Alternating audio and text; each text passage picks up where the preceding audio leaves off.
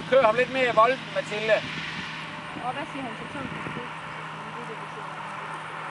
Så han er bare ikke ude. Jamen altså, jeg har ikke, altså, hvis der var noget med sådan en så vil jeg sige. Ja, ja. Altså, der er ikke noget.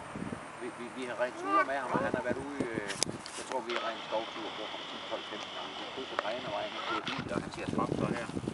Altså, han er kold. Ja. Men jeg kan jo heller ikke give en 100% garanti. Nej, Fordi det ved vi jo godt, du ved, når det er heste. Men jeg kan give en, som er meget tæt på. Ja. Ja. Fordi det der med, om hægt den trafiksikkerhed, det har jo noget at gøre med, hvordan rytterne reagerer, når der kommer en stor majtærsker. Ja. For vi er pigen nu bange for majtærsker, så gør hesten jo. Okay. Så, men altså, han er jeg vil have det godt med, at det var en ung pige, der blev kommet. Det vil jeg ikke være bekymret om på nogen måder. Altså, jeg vil ikke frygte for hendes på nogen måde. Så vil jeg sagt det.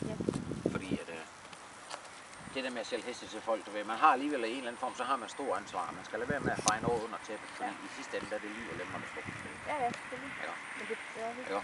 Så det er vigtigt, at man er 100% af. Nu er det bare opmangling stadigvæk, så man kan lige have ham i gang. Han går en lille bitte smule imod på tøjlen, kan du se. Men det er jo klart, altså, for hver dag